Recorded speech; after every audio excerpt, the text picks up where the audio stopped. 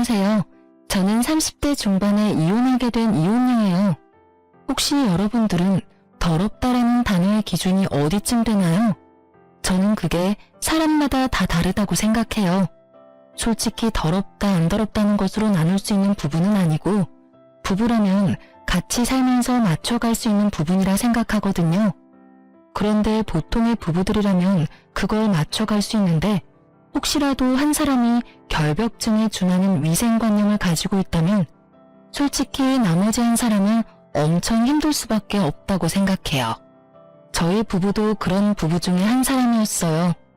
남편은 결혼 전부터 무척 깔끔했어요.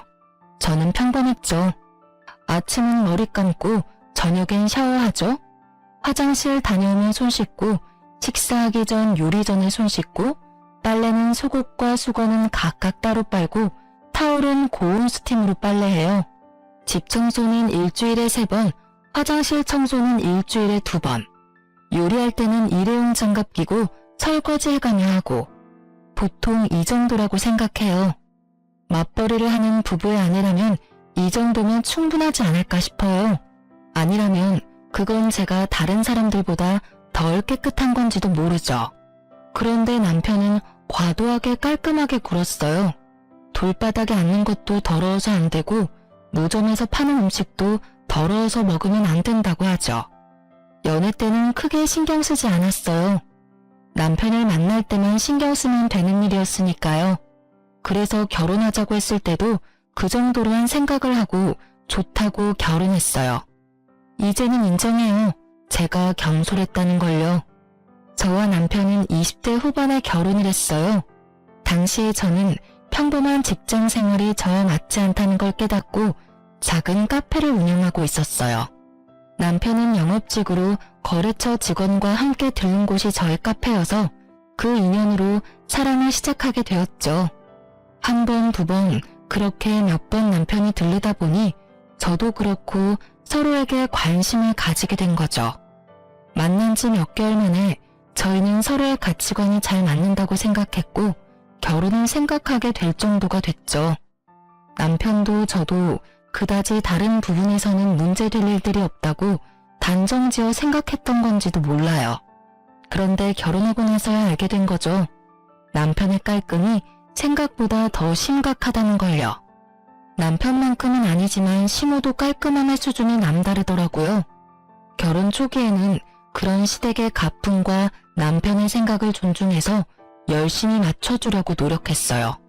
그렇게 잘 맞춰가고 있다고 생각하고 있었는데 그게 아니었다는 걸 알게 된 사건이 발생했어요.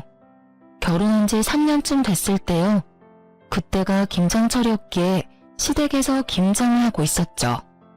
남편은 김장이 다 될 무렵 김치와 수육을 먹으러 왔고요. 시모는 제게 시부가 먹을 막걸리를 한두 병 사오라며 저를 심부름 보냈어요.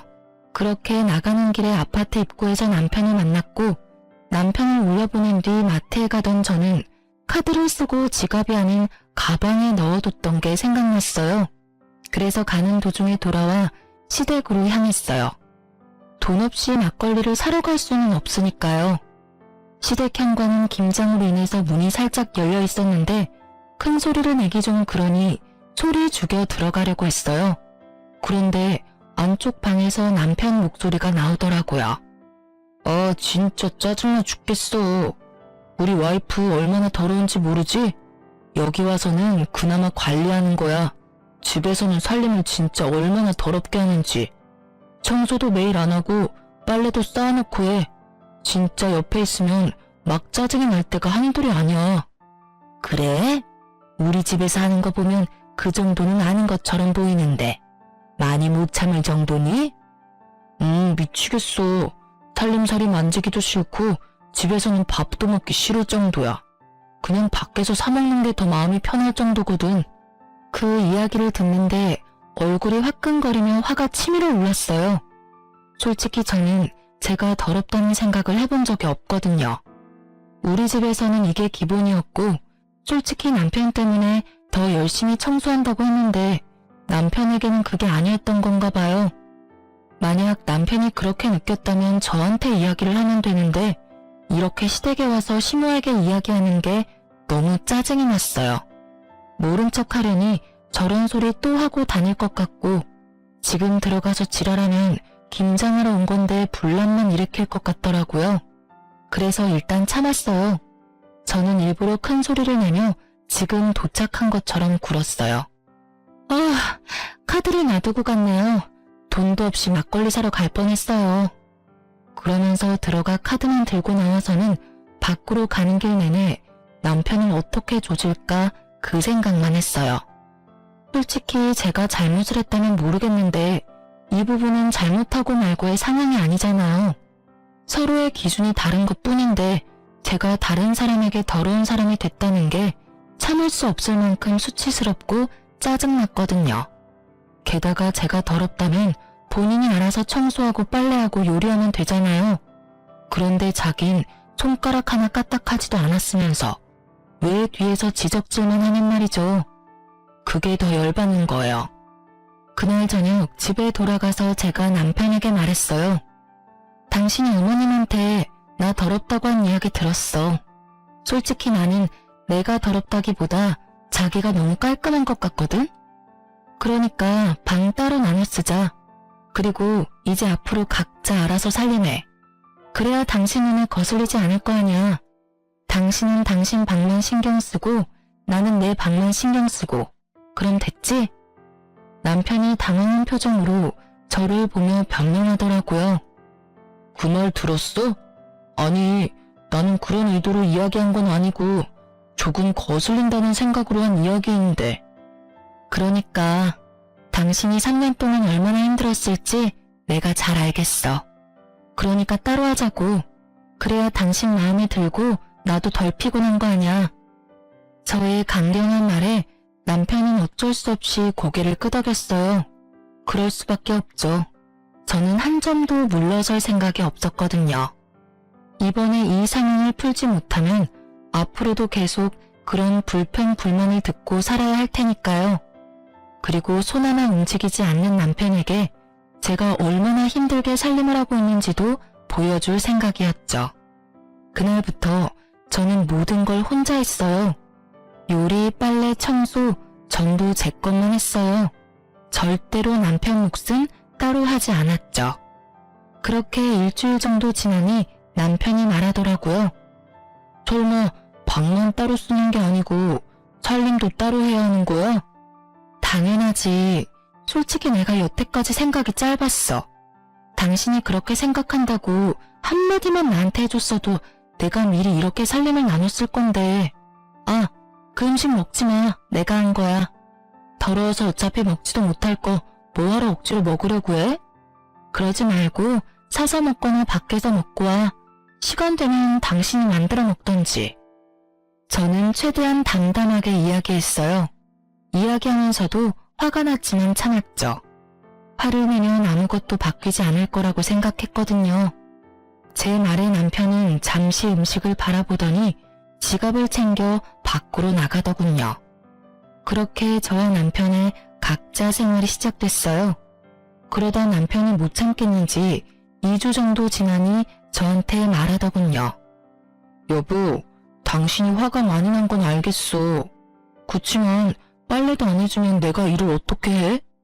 그 부분은 당신이 알아서 해줘야 하지 않을까? 해주고 싶긴 한데 내가 해줘도 당신이 그걸 더럽다고 생각하면 내가 하는 것보다는 당신이 하는 게 더 낫지 않을까? 그리고 굳이 왜 내가 해줘야 하는데? 당신도 집에 돌아오면 빨래 돌릴 시간 정도는 있잖아. 어차피 둘 다 바쁜데 알아서 하자. 나도 요즘엔 바쁘거든. 그치만 그게 마누라가 해야 할 일인데 그럼 밥이라도 좀 해줘. 사 먹으니까 너무 돈이 많이 들어. 밥은 더더욱 안 되지. 내가 해준 밥 맛있게 못 먹지? 그냥 당신이 해서 먹어. 당신 손으로 해 먹어야 확실하고 깨끗하게 느낄 거 아냐. 괜히 남이 해주는 밥에 이렇다 저렇다 말할 필요 없이 그냥 자기 식사는 자기가 알아서 해 먹자.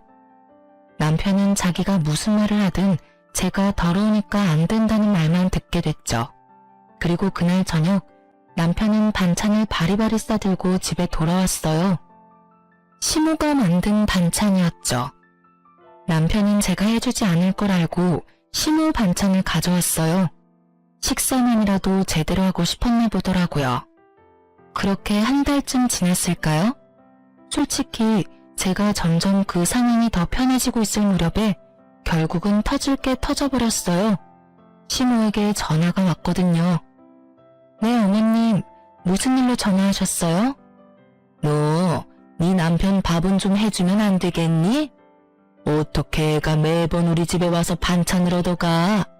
걔 반찬 신경 쓰는 것도 하루 이틀 일도 아니고. 어머님, 죄송한데 남편이 제가 살림을 더럽게 한다고 저번에 어머님께 말씀드렸잖아요. 그 뒤로 아무래도 제가 잘못하고 있는 것 같아서 살림을 따로 살고 있어요.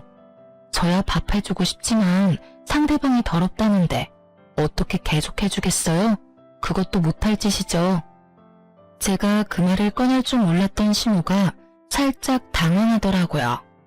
그 말을 들었니? 아니, 걔가 그런 의도로 한 이야기는 아닐 거야. 그리고 너도 우리 집에서는 얼마나 깔끔하게 잘하는데 걔가 워낙 별나서 그러니까 네가 이해하고 넘어가. 그래도 싫다는 거 계속할 수는 없잖아요. 그렇다고 남편 깔끔이 하루아침에 해결될 일도 아니고 그냥 이렇게 지내다 보면 어떻게든 타협점을 마련하겠죠. 제가 원하는 대답을 내놓지 않자 심호가 남편을 좀 바꿔달라고 하더군요. 저는 남편을 불러서 핸드폰을 내밀었어요. 남편이 의아한 표정으로 핸드폰을 받았죠. 여보세요? 엄마, 무슨 일이에요? 엄마 힘들어서 앞으로 반찬 못 해주니까 너 알아서 식사 해결해라. 밥 얻어먹으려고 우리 집도 오지 말고. 엄마, 안 그러면 나 식비가 너무 많이 나와서 안 돼. 어떻게 당분간 좀 안 될까? 나 아들이잖아. 야, 그냥 주는 대로 받아먹어. 까다로운 너 하나 맞춰주려고 이 늙은 엄마가 고생해야겠니? 결국 심호는 참지 못하고 남편을 혼냈죠. 저는 너무도 속이 시원했지만 아무런 표정 짓지 않았어요. 전화를 마친 남편 표정이 무척 짜증이 나 있더군요. 저는 모른 채 있어요. 어머님이 뭐라 하셔? 여보, 내가 미안해. 앞으로 절대로 그런 말 안 할 테니까 식사만이라도 같이 하게 해줄 수 있을까? 나 진짜 이번 달 적자야. 이제야 나한테 미안하다는 생각이 들어? 아무리 깔끔해지려고 해도 시간 없으니까 안 되지? 내가 여태껏 얼마나 애썼는지 이제야 감이 와? 솔직히 카페 하면서 당신 결벽증에 맞추려고 정말 열심히 노력했거든? 근데 당신 그 말 한마디에 내가 한 모든 것들이 아무것도 아닌 일이 됐었거든. 자기 몸 하나 깨끗하게 유지하는 것도 혼자 못하는데 그걸 나한테 다 떠넘기고 나한테 더럽네 만회하는 건 잘못됐다고 생각하고 있지? 그래, 미안하다고 했잖아. 솔직히 이렇게 시간이 없을 줄은 몰랐어. 그 시간 쪼개서 일하고 살림하는 게 이렇게 힘든 줄도 몰랐고. 진짜 미안해 여보. 앞으로는 자기 하는 일에 절대로 토달지 않을게. 그리고 나도 많이 도와줄게. 반성했으면 됐어. 앞으로는 서로 본인이 할 수 있는 건 남한테 미루지 말고 자기가 원하는 걸 요구하지 말고 스스로 할 수 있도록 약속하자.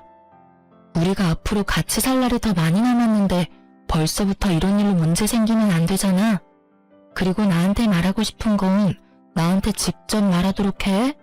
다른 사람한테 말해서 일 크게 만들지 말고. 알았지?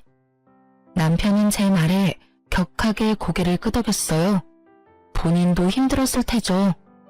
이렇게 저희는 극적으로 타협점을 찾게 됐고 더 이상 서로를 탓하지 않기로 했어요. 다만 남편이 제게 한 더럽다는 말은 여전히 가슴속에 콕 박힌 가시처럼 불현듯 저를 콕콕 찔러댔어요. 그렇게 한 번의 태풍이 지나가고 잠잠해졌다고 생각할 때쯤 이보다 더 큰일이 일어났어요. 그래요. 이번에는 참을 수 없는 일이었죠. 평소에 저는 대중교통을 이용해요. 어린 시절에 교통사고를 당한 적이 있어서 차를 사용하는 게 영 꺼림칙한데 그날은 피치 못할 사정으로 차를 써야 해서 남편 차를 잠깐 빌렸거든요. 게다가 그때는 남편이 자주 주말 출장이 있던 터라 어렵게 빌린 거였어요. 그렇게 남편의 차를 타고 가방을 조수석에다 놨는데 어떤 차가 급하게 끼어드는 바람에 급정거를 했고 제 가방이 굴러떨어져서 결국은 안에 내용물이 완전히 다 쏟아져 내렸어요. 결국 저는 한숨을 쉬며 차를 휴게소에 주차하고 조수석 바닥을 정리했죠. 그러다가 우연히 발견했어요. 여성용 바디로션을요. 제가 사용하는 브랜드는 아니었고 남자 차에서 흔히 발견될 물건은 아니잖아요. 그냥 립밤이나 핸드크림 같은 거였으면 직장 동료나 고객을 태웠다고 생각할 수도 있었을 테지만 바디로션이에요. 1박을 할 거라는 생각이 없으면 보통 챙기지 않는 물건이죠. 저는 순간 머리에 찬물을 뒤집어 쓴 것 같은 기분이 들었어요. 그렇지만 이걸 들고 남편을 추궁할 수도 없었죠. 확실하지 않잖아요. 그래서 일단 증거를 잡을 때까지 모른 척 하기로 했어요. 그런데 차를 몰고 집에 오는 내내 온갖 생각이 다 들더라고요. 설마 아니겠지. 그럴 리 없을 거야. 그런데 이게 왜 여기 있나? 최근에 주말 출장이 너무 잦았어. 이런 생각들요. 집에 와서도 남편 얼굴을 제대로 못 보겠더라고요. 보고 나면 화가 울컥 날 것 같았거든요. 그러다 남편이 하루는 술에 절어 들어온 날이 있었어요. 남편을 옮기다가 떨어진 핸드폰을 들고는 벌벌 떨며 확인을 했어요. 설마 있을까 싶었는데 설마가 사람 잡더군요. 카드사 어플에 떡하니 오늘 모텔에 갔던 내역이 있었고 지우지 못한 카톡 내용도 그대로 있더군요. 오빠 잘 들어가. 사랑해. 벌써 보고 싶다. 이런 내용이 오늘 하루 사이에 다 있었어요. 저는 모두 캡처하고 제 핸드폰으로 동영상을 찍어서 증거도 남겼어요. 그리고 저는 남편의 SNS를 통해서 그녀의 SNS 주소도 알아냈어요. 그날 저녁 그 상간녀의 SNS를 보는데 정말 미쳐버리겠더라고요. 그 여자가 여행 갔다고 한 날짜들은 모두 빠짐없이 남편의 주말 출장 날과 겹쳐 있었어요. 게다가 남편임을 짐작 가능한 사진들을 보니 잠도 오지 않더라고요. 주말인 다음 날은 카페에는 중요한 날이었고 어쩔 수 없이 뜬 눈으로 밤을 지새운 저는 이른 아침 카페로 향했어요. 아침에 침대에서 제 속도 모르고 쿨쿨 자는 남편을 보니 한 대 때려주고 싶었지만 참고 일하러 갔어요. 그런데 오후에 남편이 술에 깨서 제 카페로 찾아왔더라고요. 당시에 저는 외국인 단골과 같이 있었는데 그가 제게 인사차 포옹을 해줬어요. 그리고는 제 어깨를 톡톡 치며 웃어 보이고는 카페에서 나갔죠. 그런데 남편이 완전 똥 씹은 표정으로 저한테 오더라고요. 저 사람 누군데 당신을 껴안아? 그것도 카페에서. 여기를 술집이라고 착각하는 거 아니야? 여기는 엄연히 한국이라고. 한국. 그리고 당신도 저런 사람은 받아주면 안 되지. 더럽게 다른 남자랑 포옹을 하고. 또다시 등장한 단어 더럽게. 그 말에 참다 꾹꾹 눌러놓은 화가 터져버리고 말았죠. 더러워? 뭐가 그렇게 더러운데? 외국인이야. 그 사람한테 그건 그냥 인사야. 근데 네가 나한테 더럽다고 할 처지는 아니지 않니? 너야말로 뒤로 더러운 짓은 다 하고 다니는 주제에. 그게 무슨 소리야. 내가 뭘 뒤로 더러운 짓을 해? 나는 그런 적 없어. 잘 알아보고 그런 이야기를 해. 너 잘못 없는 사람 잘못 있다고 말하면 무고죄 되는 거 몰라? 죄가 없어야 무고죄지. 죄가 있으면 무고죄가 아니지 않을까? 내가 모를 줄 알았어? 너 차 안에 여자 바디로션 떨어져 있더라? 툭 튀어나온 바디로션 이야기에 남편의 눈동자가 갈 곳을 잃었어요. 제게 어떤 말을 할까 싶었는데 첫 마디는 발뺌이었습니다. 직장 동료가 흘리고 간 건지 고객이 떨어뜨리고 간 건지 나도 몰라. 그런 거 가지고 지레 짐작하는 거면 주말마다 출장 가는 거, 그 여자 만나러 가는 거 모를 줄 알았어? 다 알아. 예쁘장하게 생겼더라. 웨이브진 긴 갈색 머리에 손톱은 어찌나 돈을 처발랐는지 아주 휘황찬란하던데? SNS에 명품 자랑하는 사진으로 도배한 여자 말이야. 내 말이 틀려? 그래, 나 여자 만나고 다녀. 근데 그렇다고 당신이 나한테 큰 소리 칠 이유는 없지. 당신이야말로 이런 식으로 카페 하면서 여러 사람 만나고 아까도 외국인이랑 끌어안지 않았어? 솔직하게 말해서 그런 것도 다 바람 피우는 거랑 다를 게 없거든? 네가 술집 여자도 아니고 커피나 팔면 되지 왜 포옹을 해? 그냥 손님이기 이전에 단골이고 친구야. 그리고 네가 생각하는 그런 더러운 거? 그 친구랑 사이에는 없어. 근데 네가 그런 말 하니까 정말 웃기다. 다른 년이랑 뒹굴고 집에 들어와서 잠이나 자는 네가 더 더럽다고 생각하는데? 그리고 내가 아무것도 모른다고 생각하나 본데 나 다 알아. 저번에 당신 술 취해서 들어왔을 때 핸드폰 화면에 떡하니 떠있더라. 그 여자랑 주고받은 카톡 내용. 술에 떡이 돼서 지우는 건 잊어버렸니? 너 지금 나더러 더럽다고 했어? 네가 나한테 그런 말 할 자격 있냐고. 솔직히 진짜로 더럽게 사는 게 누군데? 여태까지 살면서 깨끗하게 산다고 느껴본 적 단 한 번도 없었어. 솔직히 내가 하기 힘드니까 당신한테 맡겼을 뿐이지. 집안 살림 하나조차 마음에 들도록 못하는 여자, 나도 사양이야. 사양한다니 다행이네. 우리 이혼해. 나도 지긋지긋해. 새로 사귀는 여자가 얼마나 깨끗하게 굴지는 모르겠지만 당신 그 까다로운 입맛 잘 맞출 수 있었으면 좋겠네. 결국 저희는 제 카페에서 피 터지게 말싸움을 해버렸어요. 참으려고 했는데 참을 수가 없더라고요. 똥 묻은 개가 겨 묻은 개 나무란다고 누가 누구한테 더럽다는 거예요? 다른 여자랑 할 거 다 하고서는 집에 와서 내 옆에서 잠을 잤다는 것 자체가 이미 더러운 일이거늘. 불행인지 다행인지 남편과의 관계는 그 여자가 생긴 뒤로 한 번도 없었어요. 저놈이 감히 저를 탓할 수나 있어요? 그리고 사양이라니 제가 하고 싶은 말을 왜 자기가 하는지. 유책 배우자는 남편이고 모든 원인이 그쪽에 있는데 피해는 오롯이 저 혼자 받고 있었어요. 그렇게 남편과 이혼을 이야기하고 저는 남편 집에서 나올 준비를 착실히 해가고 있었어요. 친정이 워낙 멀어서 지금 당장 나와서는 갈 곳이 없었기 때문에 어쩔 수 없이 꼴도 보기 싫은 남편님과 함께 보내야 했어요. 이틀 뒤에 시모가 전화가 왔더라고요. 흥분한 채로 제게 따지더라고요. 예, 너희 이혼하게 됐다며? 도대체 무슨 일이야? 서로 잘 맞춰 사는 것 같더니 왜 갑자기 이런 일이 생겨? 그 사람이 이유는 말 안 해주던가요?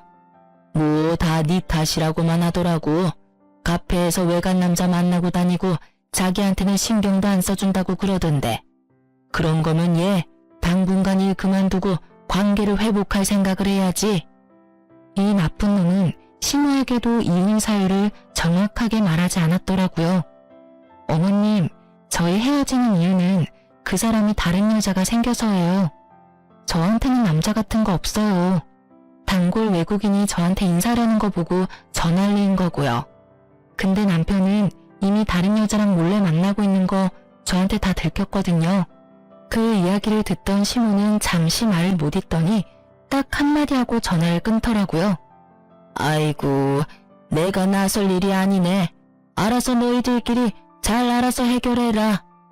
남편이 그렇게 민감하게 굴 때마다 뒷수습했던 건 시모였던지라 이번에는 뒤치다꺼리하고 싶지 않았나 보더라고요. 발을 슬그머니 빼더니 전화를 탁 끊어버리셨죠.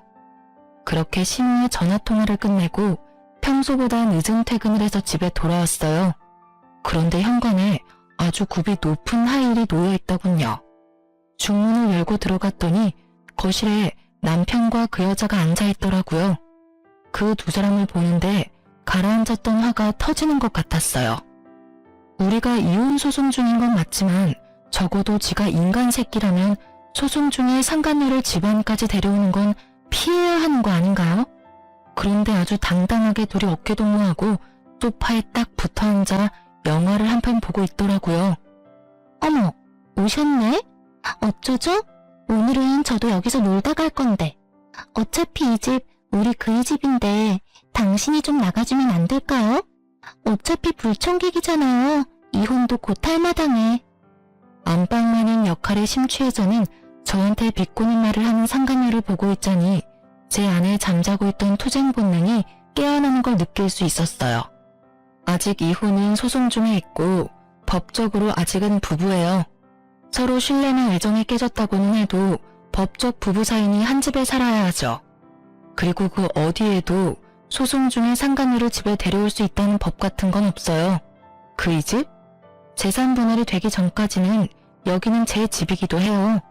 객이면 객답게 찌그러져 있으세요.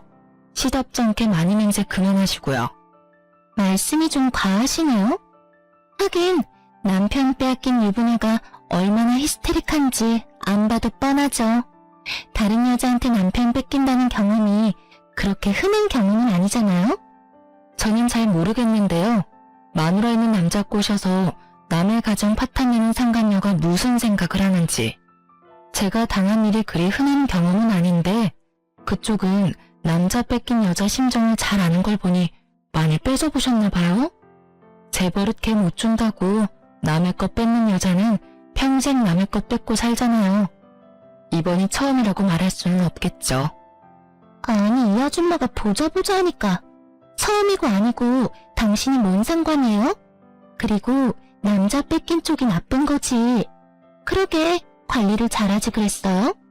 아무리 남자 뺏긴 게 분해도 그렇지 어떻게 다른 사람한테 그런 모욕적인 말을 할 수 있어요? 남자 뺏겨서 분하다뇨? 앞으로는 깔끔 떠는 척 오만상하더니 뒤로는 와이프 몰래 여자 만나서 할 거 다 하고 다니는 더러운 새끼는 제 쪽에서 사양해요. 둘이 짝짝꿍이 잘 맞는 것 같으니 잘 사세요.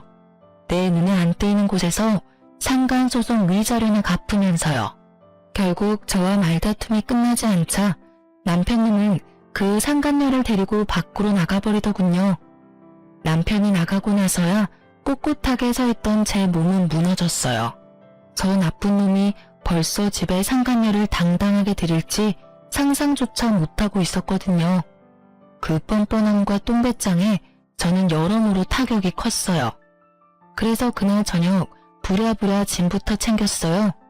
그러고는 제 카페로 갔어요. 카페에는 다행히 휴식을 취할 수 있는 작은 쪽방이 있었거든요. 그곳에서 잠을 자며 저는 상간녀의 SNS를 살폈어요. 그런데 몇 장의 사진에서 이상한 걸 발견했어요. 그 여자는 주로 남자랑 같이 있는 사진을 꼭 얼굴만 보이지 않게 찍어서 올리거든요. 몇 장의 사진에 찍힌 남자가 제 남편이 아닌 것 같더라고요. 그래서 의아하게 생각하고 있었죠. 특히 한 장은 너무 이상했어요. 식사 자리였는데 해산물이 가득한 식탁이었거든요. 그런데 남편은 해산물, 즉 갑각류 알레르기가 있었거든요. 절대 먹지 않을 음식을 앞에 두고 사진을 찍었다니 이상한 일이잖아요. 그래서 저는 남편이 아닌 것 같은 사진을 캡처해서 남편에게 슬쩍 보냈어요. 그러고는 언제부터 갑각류를 먹게 됐냐, 여태까지 나 속인 거냐 하고 문자를 보냈죠. 그랬는데 답이 없더라고요. 그리고 며칠이 지났을까 소송 중 남편 쪽에서는 난리가 난 모양이더라고요. 시모가 연락이 왔어요.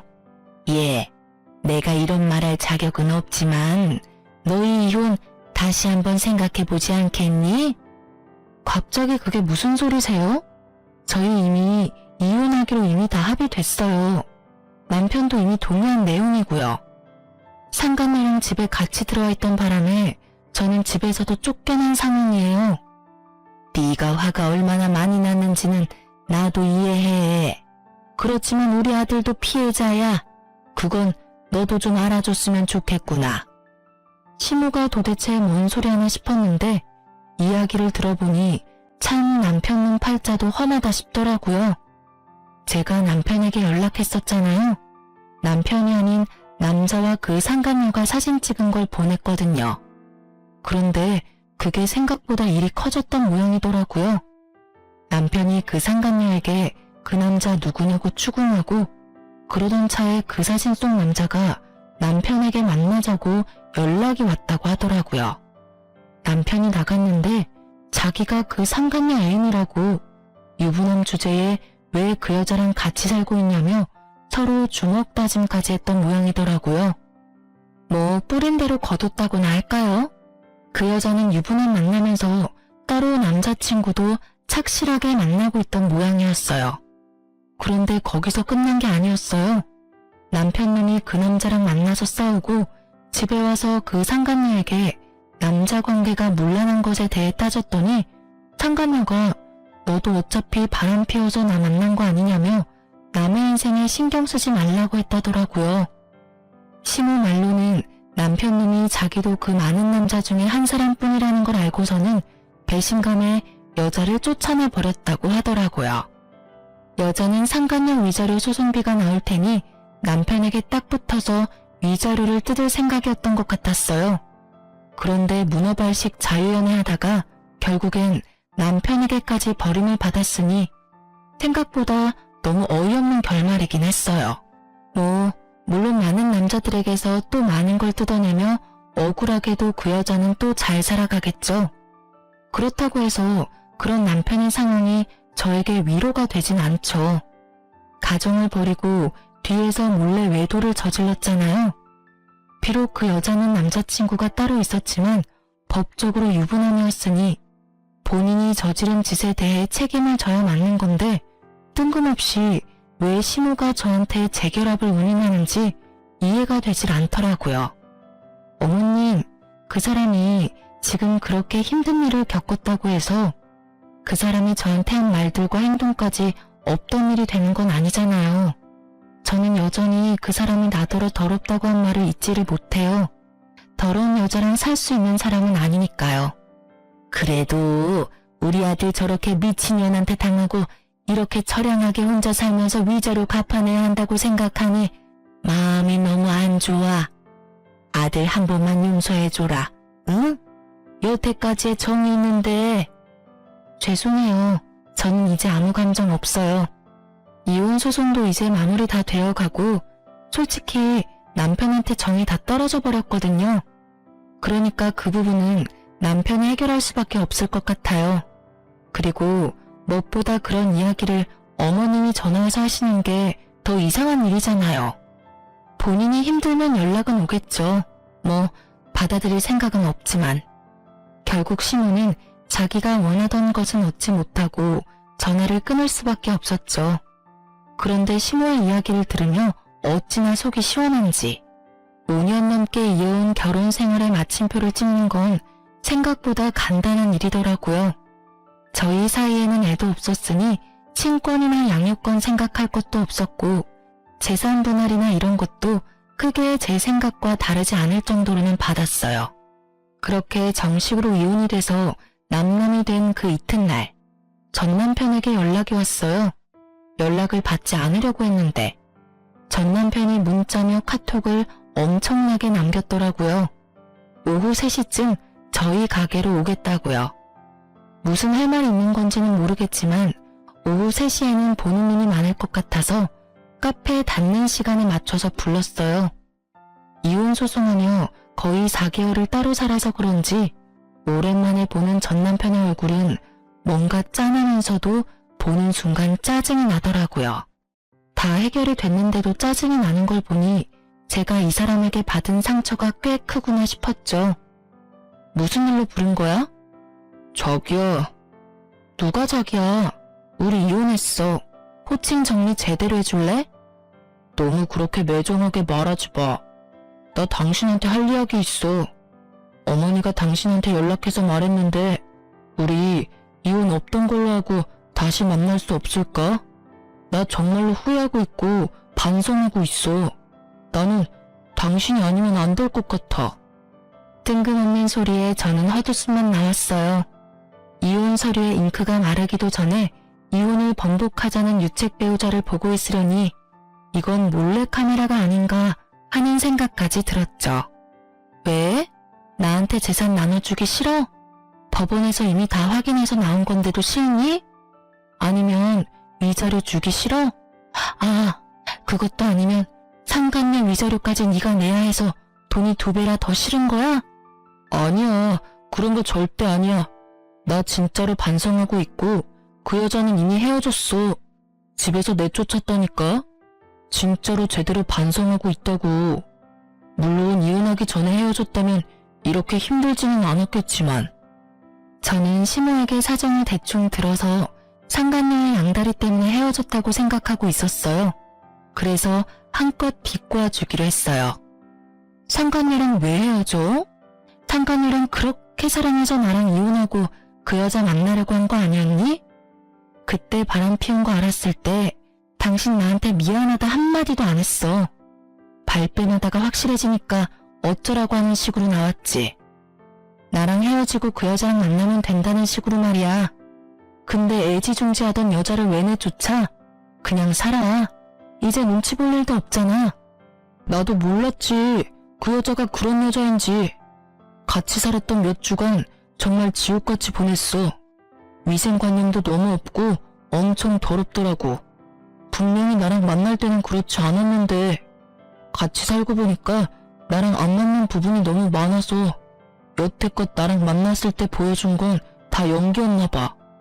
나도 그 여자한테 속아서 당신하고 이혼하고 낚인 거였다고. 이런 내 사정도 좀 이해해줘. 그래? 너 만날 때는 엄청 깔끔 떨었나 보네. 그래도 사랑하잖아. 더러운 건 좀 참아. 나랑 살 때도 더러워서 힘들었는데 내가 봤을 때 당신은 그 어떤 여자랑 살아도 더러워서 못 견딜 거야. 그럼 그냥 혼자 사는 게 낫지. 당신이 얼마나 노력해주고 있는지를 이제 겨우 알았어. 그 여자는 노력할 생각도 없더라고. 사실 당신한테 그 사진 전송받고 그 여자한테 남자들에 대해서 추궁하니까 결혼하면 다 정리하겠다고 했거든. 근데 내가 한마디 하면 내 앞에서 다른 남자한테 연락하고 집 나가서는 하루 내내 연락도 안 되고. 내가 잠깐 뭐에 씌었나 봐. 그런 게 아니고서야 그런 여자한테 왜... 그래서 내가 그만큼 노력한 게 이제야 눈에 보인다고? 이혼을 다 하고 나서 서류까지 정리가 다 됐는데? 너도 참 대단하다. 나 같으면 부끄러워서 찾아오지도 못했을 거야. 근데 넌 깔끔 떠는 만큼 뻔뻔해서 그런지 이혼한 전처 얼굴 보는 게 전혀 불편하지 않은가 봐? 웃지 마. 나 진짜로 너무 힘들어. 그리고 몸도 힘들어. 아니, 정신적으로 너무 힘들어. 그리고 그 여자 때문에 지금 성병 걸렸어. 그 여자가 나한테 옮겼다고. 나야말로 진짜 미치겠어. 그 이야기 듣는데 제 귀를 의심했죠. 저는 그 순간 남편보다 제가 더 걱정됐어요. 혹시라도 그 여자 때문에 저한테도 문제가 생길 수가 있잖아요. 다행히 서로 사이가 나빴을 때라 저한테까지 그 병이 옮지는 않았더라고요. 야, 넌 어떻게 그런 여자를 만나? 그 여자 남자도 많았다면서. 그러면 알아서 걸렀어야지.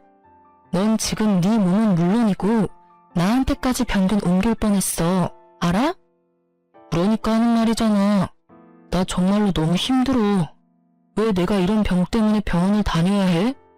병원 갈 때마다 쪽팔리고 완전 더러운 새끼 된 것 같아서 기분 더러워. 그렇게 더러운 걸 싫어하는 전 남편은 자신이 가장 혐오하는 병에 걸렸고 그걸 견디기 힘들어하더라고요. 아니 누가 그런 짓을 하래요? 네가 스스로 네 몸을 힘들게 한 걸 왜 나한테 와서 하소연이야? 그리고 너 병 걸려놓고는 나한테 와서 재결합 운운하는 건 더 미친 짓이라는 생각 안 들어? 미안하다고. 그러니까 사람 한 번만 좀 살려줘. 나 이러다가 진짜 스트레스 때문에 죽어버릴지도 몰라. 지금도 스트레스로 탈모도 오고 있고 식사도 제대로 못하고 있다고. 당신이 옆에 있으면 나 진짜로 편해질 것 같아. 응? 제발 사람 하나 살려주는 셈 치고. 남편은 제 소매를 꽉 잡고 놓아주지 않았어요. 저는 그런 남편을 보며 혀를 찼어요. 그리고는 단호하게 남편 손을 쳐내버렸어요. 야, 이 더러운 새끼야. 바람 피우기 전에 그런 걱정을 먼저 하지 그랬어. 어디서 감히 나한테 다시 만나자는 미친 소리를 짓거려? 한 번만 말할 거니까 잘 들어. 나는 너처럼 아랫돌이 잘못 눌려서 병이나 걸리는 더러운 남자랑 살기 싫으니까 2번 다시 찾아오지 마. 혹시라도 병 나았다고 또 찾아오지도 말고. 난 당신 병이 싫은 게 아니고 당신이 한 행동이 싫은 거거든. 그렇게 매몰차게 이야기하고 저는 남편에게서 떠나왔어요. 이렇게 허무하게 헤어질 사이였으면서 저한테 미안하다 한마디 없이 둘이 함께 살림 차리겠다고 여자를 데려와 떵떵거렸다니. 게다가 그렇게 깔끔 떨며 사람을 힘들게 만들었으면서 본인은 불륜 한 번에 자기가 제일 혐오하는 성병까지 옮아서 끙끙거리고 힘들어하고 있으니까요. 자기 인생 제 손으로 지옥으로 만든 사람하고 영 끊고 사는 게 속 편해요. 그런 사람은 다른 사람마저 지옥으로 끌어들일 사람이니. 게다가 정말로 반성했다면 저한테 돌아오라고 말하면 안 되죠. 반성을 안 했으니까 돌아오라고 같이 살자고 징징대는 거라고 생각해요. 이런 놈은 애초에 걸러야 하는데. 짧지 않은 세월 동안 이런 남자도 남편이라고 데리고 산 제가 참으로 대단하다는 생각을 잠깐 했네요. 나중에 전 남편이랑 상간녀 소식을 전해 들었어요. 전 남편이 자기가 그 상간녀 때문에 모든 걸 잃고 화가 난 나머지 상간녀를 사귀는 남자들, 특히 자기랑 주먹 다짐한 남자를 찾아가서 상간녀 때문에 더러운 병에 걸렸다며 이악 물고 말해줬대요. 결국 그 상간녀와 사귀던 남자들도 상간녀에게 따지고 한바탕 난리친 뒤에 그녀에게서 다들 떠났다고 해요. 그런데 그 상간녀도 참 대단한 게 그 남자들 다 떠나갔는데도 여전히 호구가 되어줄 남자를 찾아서 열심히 연애활동 중이더라고요. 그래도 SNS 들어가 보니 예전만큼 풍족하게 살고 있지는 못하더라고요. 그 여자 인생도 자기가 열심히 그렇게 만든 거겠죠. 본인 손으로 무덤 팠잖아요. 싱글인 남자만 만나고 다녔어도 그럴 일 없었을 텐데. 유부남을 만나고 다녔으니 그 여자 이야기 듣고 나니 더 이상 그 여자에 대해 궁금하지 않았어요. 못 살고 있는 거 확인하니 마음이 편해졌거든요. 이혼했을 때는 제 인생이 힘들어질 수 있다고 정말로 그렇게 생각했어요. 이혼녀 타이틀을 달고 있으면 누군가에게 비난받을 수도 있다는 생각도 했죠. 이혼했다는 소식을 들으면 사람들은 누가 잘못했나부터 생각하잖아요. 그럴 때 가해자가 되기도 싫었지만 그렇다고 피해자가 되는 것도 싫었어요. 자존심 상하는 것도 그렇지만 모르는 사람이 동정심 가득한 눈으로 보는 것도 싫었고요. 하지만 지금은 그런 동정심이 실은 동정심이 아니라 걱정이라는 걸 잘 알아요. 혼자 있는 제가 걱정된 친구들은 지금도 주변 사람들 만나보라고 소개팅 시켜주곤 하거든요. 이 나이에 결혼 한 번 실패를 한 제가 그런 거 하지 않겠다고 할 때마다 친구들은 너 아직 인생의 반밖에 살지 않았다고, 너도 행복해질 자격이 있다고 말해줬어요. 행복해질 자격. 누구나 가지고 있지만 저한테는 이제 없는 거라고 생각했거든요. 누가 나를 사랑해 주겠냐는 식으로 비관적인 생각만 했는데 주변에서 그렇게 말해주니 정말 고맙더라고요. 그리고 그런 친구들의 걱정과 도움으로 저는 새로운 연애를 시작하게 됐어요. 처음이 아니라서 더 조심스럽고 더 신중해지는 건 어쩔 수 없는 것 같아요. 상대방도 이혼남이라 더 그런 것 같고요. 첫 연애 때는 많은 걸 숨기고 잘 보이고 싶은 마음에 좋은 면만 보여줬는데 이번에는 그러지 않아요. 있는 그대로를 보여주고 상대방과 내가 서로의 본 모습을 어느 정도까지 받아들일 수 있는지를 보게 됐어요. 여전히 무섭지만 새로운 도전을 두려워하지는 않기로 했어요. 글을 쓰면서 그때 생각으로 힘들 줄 알았는데 생각보다 속이 시원하고 재미있었어요.